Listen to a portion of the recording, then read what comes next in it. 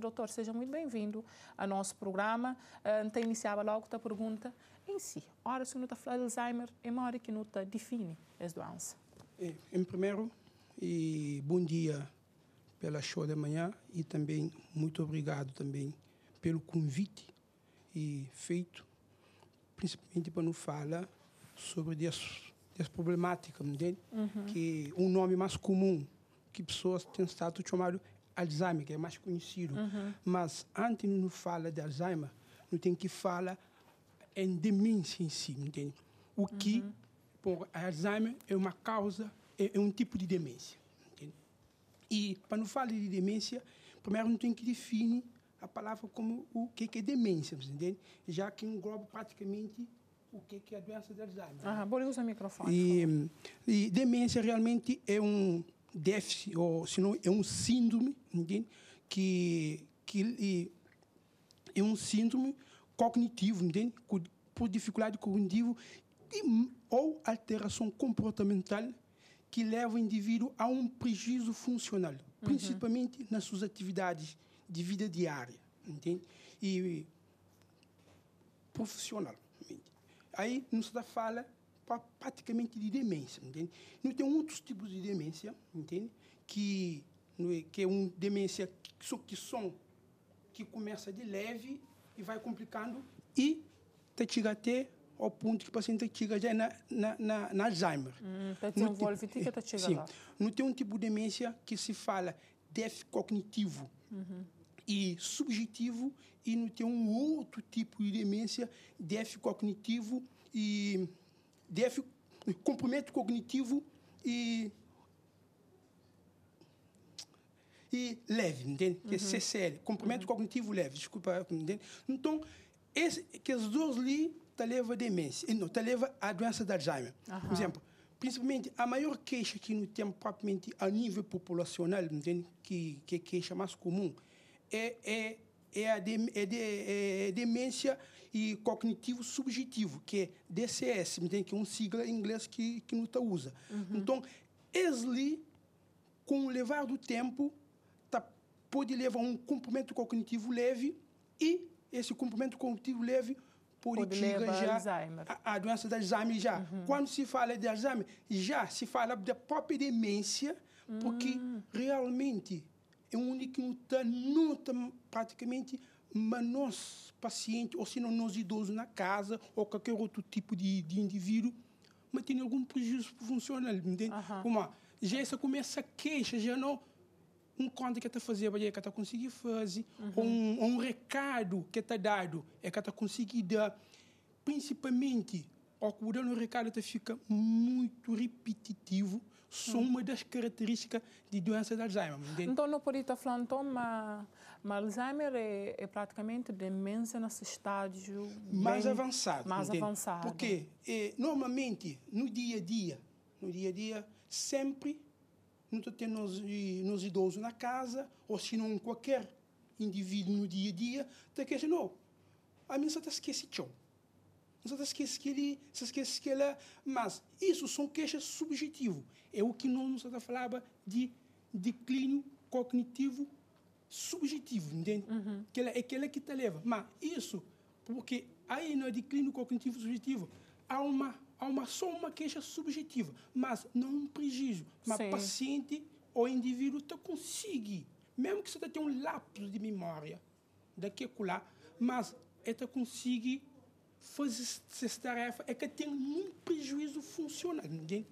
Então, é por isso que a gente tem que fazer rastreio. Aquele tipo de demência ali, mas é acompanhamento e orientações. Entende? Principalmente que nos perante um paciente que tem alguns outros fatores de risco, entende? Que tem uns fatores, então um risco mais elevado para chegar a comprimento cognitivo leve e a chegar a doença de Alzheimer, entende? E quais sintomas de doença de Alzheimer assim mais comuns que verifica? Se mancava de falar que sintomas de doença de Alzheimer, a primeira coisa que o paciente com doença de Alzheimer começa a apresentar ou não começa a notar é que as tipos de queixa, que os lápis de memória, entende? Já tem uma memória comprometida, a hora que está esquecido um recado, está dando um recado para dar, é que está conseguindo dar.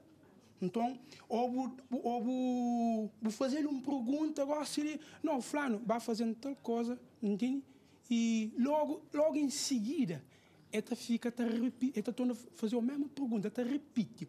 Uma das características é repetição. Fica muito repetitivo. E isso porque no Alzheimer há mais um comprometimento de memória, entende?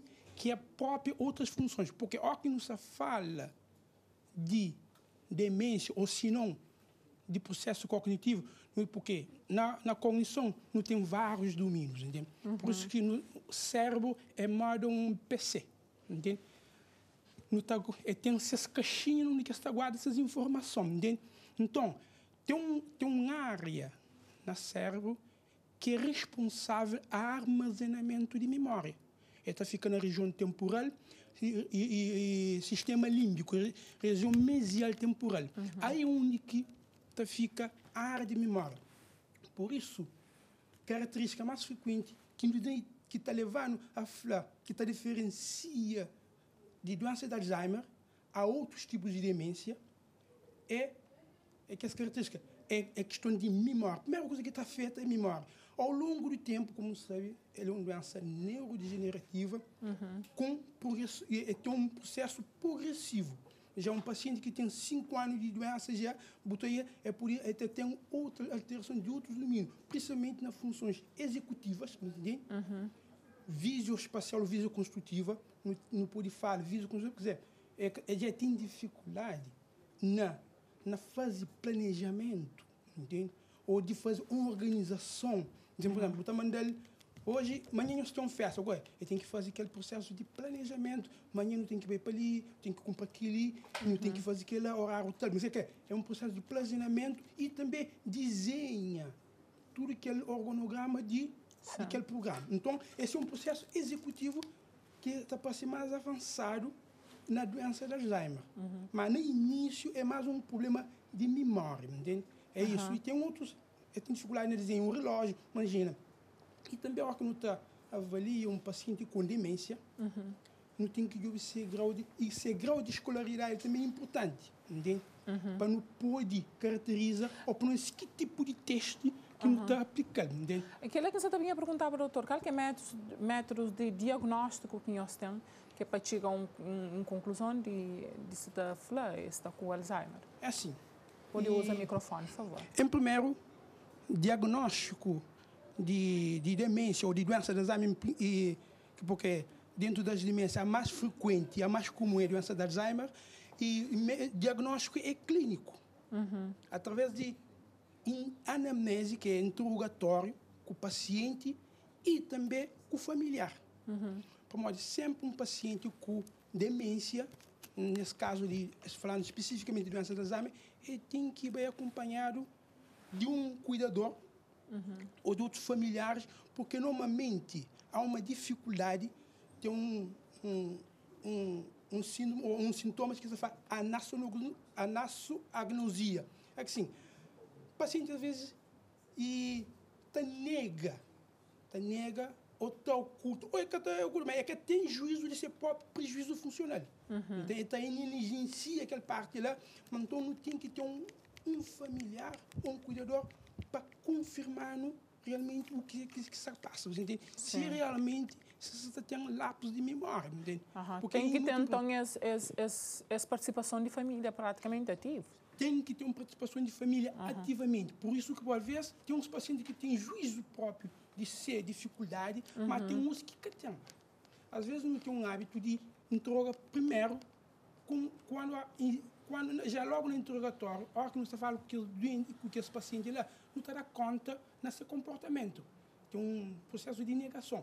Às vezes não tem hábito, não examina, fala primeiro com o familiar, depois você fala com o doente. Justamente para que cria esse tipo de divergência ali entre um e outro. Porque por questão ética, entende? Sim. E também preservando coisa para que crie aquele conflito, entende? Então sempre por isso eu falo, diagnóstico de doença de Alzheimer ele é clínico, através de interrogatório, espelhando na queixa do doente e do acompanhante. E também não tem outros meios diagnósticos que não está fazendo, não tem uns bateria breve que não está usa, não tem um mini exame de estado mental, que é mais utilizado é um teste mais simples de aplicar. Não pode aplicar até na beira de leito e propriamente no consultório. E também é um teste que nós usa de rastreio, principalmente para uma população de baixa escolaridade.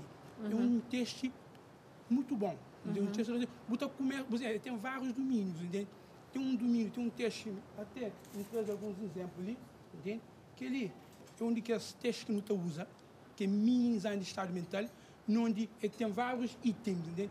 Tem orientação, tem memória, você consegue avaliar um paciente se realmente tem déficit de memória através de 3 palavras, entende? Por exemplo, você fala ao paciente de 3 palavras, 1 ou 2, 3 vezes, repite com o próprio examinador, e não assim, tenta armazenar essas 3 palavras que daqui a 10 minutos, 15 minutos, não está volta perguntou por você está conseguindo falar ele só. É capacidade de armazenamento de informação, entende? Que ela tudo então é métodos de diagnóstico. Só porque aquele mini exame de estado mental ali, ele tem orientação,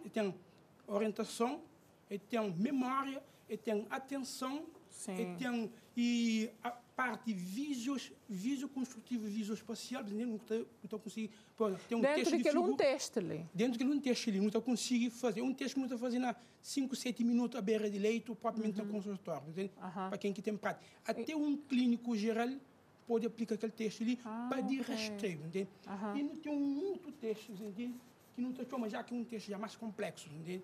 Já que ele inclui mais itens, entende? De maior complexidade. Ele está servindo mais para pessoas que têm uma escolaridade mais alta, por exemplo. Pode ver ali, sim. Esse teste é moca. Já só pega ali para o exame. Então, se não sou ela, botou mais que itens, entende? Principalmente, ele está avaliando mais função cognitiva, visoespacial, visoconstrutiva e funções executivas. Que ali está avaliando funções executivas muito mais pouco. São as ferramentas que não usa de rastreio para não tirar um diagnóstico clínico, se um paciente tem demência ou não. Ou também se um CCL ou um DCS, que é declínio cognitivo subjetivo, um declínio e comprimento cognitivo leve. Para identificar mais especificamente. Mas, doutor, será que não tem algumas causas assim, identificadas, comprovadas, que podem levar a ter Alzheimer? Bom, não tem alguns fatores de risco, né, que te leva a esses tipos de demência ali. Principalmente não tem fatores ambientais e não tem fatores genéticos. Dentro desses fatores ambientais, não tem que doença de Alzheimer esporádica, entende? Que inclui tanto causas metabólicas, ou que você falou causa metabólica, você falou doença diabetes, e hipertiroidismo, e algum outro descompensação, e diabetes, hipertiroidismo, ou também doenças autoimunes, e também causas que são hipertensão arterial, e doenças cérebro e cardiovasculares, entende? E mudança de estilo de vida, principalmente sedentarismo, são alguns fatores de risco que te levam a esse tipo de demência, declínio cognitivo leve, e a pode chegar até um grau de demência, nesse caso especificamente falando de doença de Alzheimer. Entende? E não tem aquela causa genética, entende? Que são responsáveis por alguns cromossomos, entende? Autossômica dominante, que é mais frequente, que também não fazem mais jovem, entende? Na fase pré-senil, menor de 60 anos, entende? E que são causas dominantes, são causas genéticas, por ser hereditário, principalmente familiar do primeiro grau, se tem alguma família que tem queixa de memória, que teve doença de Alzheimer, probabilidade de uma família de primeiro grau é maior, entende? E tem outras causas também, mesmo dominante genético, que pode parecer não fase mais avançada, mas é raro. Casos dominantes genéticos é muito raro. A causa mais frequente é a causa esporádica. Aquele que o doutor acaba de falar ali. Que não acaba de falar, que através de fatores ambientais, que é causa esporádica, através de tanto na causa socioeconômica cultural e também na causas em algumas doenças metabólicas infecciosas, entende? Que não tem que descartar. Agora, naquelas causas dominantes, que é as causas mais genéticas, que pode ser que é mais frequente na pré-senil, entende? Menor de 65 anos ou 60 anos, e também pode passar na idade mais avançada, entende? E também não tem respeito à idade.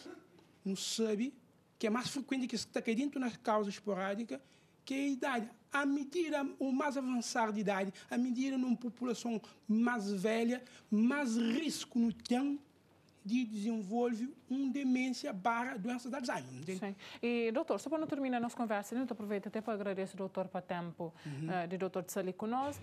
Que mensagem que o doutor te deixava lá na casa para quem é que você te acompanha no nosso programa? Bom, mensagem que não te deixa é justamente direcionado para público e principalmente nos familiares, mãe, nosso pai, avô, ok? Às vezes tem queixas de memória sutil que nem nunca está dando conta. Às vezes, não está bem dando conta, já não faz mais avançado. Que está não faz 5 anos já, que é uma coisa mais perceptível. Quando normalmente você não, realmente aquela memória você está prejudicando. Já e minha mãe ou minha avó, você está guarda a carteira, você está falando, não de carteira, mas ninguém apanha a carteira, outra coisa, entende?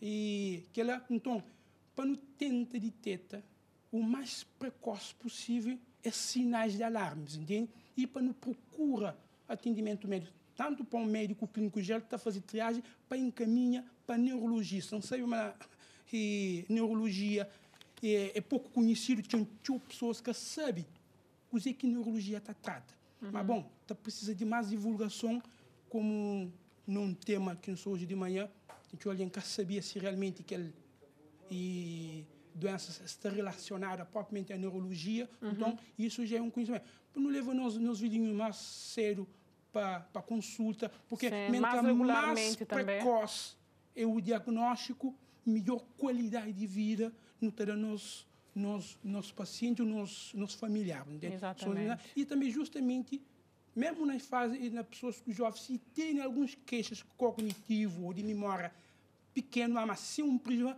mas procura para ter uma melhor orientação e com boa orientação até não pode prevenir uma coisa mais grave. Tá bem, doutor, muito obrigada. Aquele foi nossa conversa com o doutor João Xavier, que é neurologista sobre esse tema Alzheimer.